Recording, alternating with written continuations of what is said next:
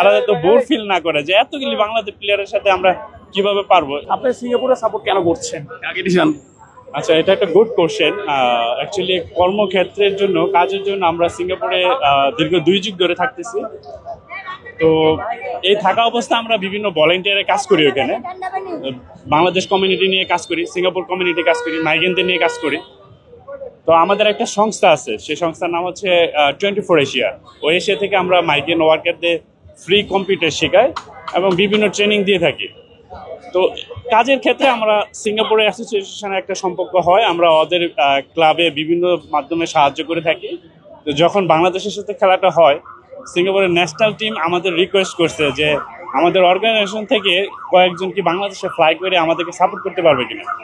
তো আমাদের জন্য এটা খুব চ্যালেঞ্জিং ছিল যে আমরা মাতৃভূমি বাংলাদেশে গিয়ে কেন বাইরে একটা দেশকে সাপোর্ট করবো।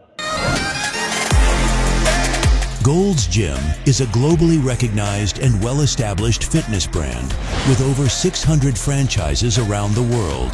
Now at the Bosundara Sports Complex and Bosundara City. Gold's Gym Bangladesh. Admissions now open. তো তখন আমরা মনকে বিভিন্নভাবে কোশ্চেন করা শুরু করলাম যে এটা কি আজও ঠিক হবে কিনা। তখন বিভিন্নভাবে আমরা বিভিন্ন অর্গানাইজেশন থেকে আরো সাপোর্ট পাই যে হ্যাঁ, হোয়াই নট, তোমরা যাবা না কেন। তো তারপর থেকে আমরা ডিসিশন নিলাম যে আমরা 5-6 জন আসবো। শুধু 5-6 জন, আমরা 20 জনের মতন ফ্লাই করে আসছি শুধু আজকের খেলাটা উপভোগ করার জন্য। পাশাপাশি সিঙ্গাপুরের ন্যাশনাল টিমের যে খেলোয়াড়গুলি আছে তাদের ফ্যামিলির যে গ্যালারিতে থাকবে, এই গ্যালারিতে আমাদের ভিআইপি ভাবে সিঙ্গাপুর অ্যাসোসিয়েশন আমাদের ভিসা টিকেটের ব্যবস্থা করে দিয়েছে, যাতে অ্যাটলিস্ট হাজার হাজার বাঙালির মাঝখানে সিঙ্গাপুরটাকে একটু রিপ্রেজেন্ট করার জন্য, যাতে সিঙ্গাপুর টিমটাকে আমরা একটু সাপোর্ট দিতে পারি। তারা যাতে বোর ফিল না করে যে এতগুলি বাংলাদেশ প্লেয়ারের সাথে আমরা কিভাবে পারবো, এই একগিমিটা দূর করার জন্য আমরা ওদেরকে সাপোর্ট দেবো। তার মানে এই না যে আমরা বাংলাদেশকে পছন্দ করি না। আমরা বাংলাদেশে আমাদের জন্ম, বাংলাদেশে আমাদের পরিবার থাকে, আমরা অবশ্যই বাংলাদেশকে ভালোবাসি।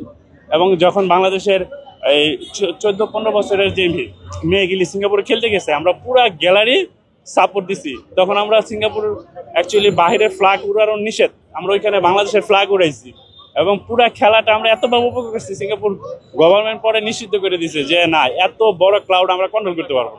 তারপর আমাদের যে অর্গানাইজেশন 24 এশিয়া একে দায়িত্ব দিয়েছে কন্ট্রোল কিভাবে করা যায় সেটাকে দামায় রাখার জন্য। সেই সুবাদে আমাদের একটা খুব ভালো আন্ডারস্ট্যান্ডিং হয়েছে সিঙ্গাপুর অ্যাসোসিয়েশনের সাথে এবং বিভিন্ন গভর্নমেন্ট অ্যাসোসিয়েশনের সাথে। সেই ধারাবাহিকতা আমরা আজকে এখানে আসছি। তো হোপফুলি আমরা খুব সুন্দর একটি ম্যাচ দেখবো, আমরা এনজয় করব।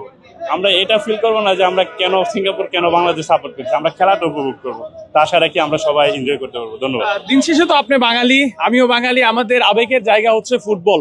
সেখানে বাংলাদেশ খেলছে এবং সেটি এমন জাঁকজমকপূর্ণ ভাবে শুরু হয়েছে, আপনি দর্শক দেখলে হয়তো বুঝতে পারবেন। এই বিষয়টা আপনার কেমন লাগছে? এটা নিঃসন্দেহে একটা ভালো দিক। বহু বছর পর আমরা ফুটবলকে আবার নতুন পুনর্জীবন দেখতে পাচ্ছি। এতদিন আমরা ক্রিকেট নিয়ে ব্যস্ত ছিলাম। তো আমি আশাব্যক্ত যে বাহির থেকে যে আমাদের 4-5 জন বিশ্বমানের খেলোয়াড় আসছে এবং আমার লোকাল যে খেলোয়াড়গুলি আছে এরা খুব ভালো খেলবে এবং বাংলাদেশকে খুব দ্রুত 2027 না হোক 30 আমরা ওয়ার্ল্ড কাপ খেলবো, এটা আমাদের আশা।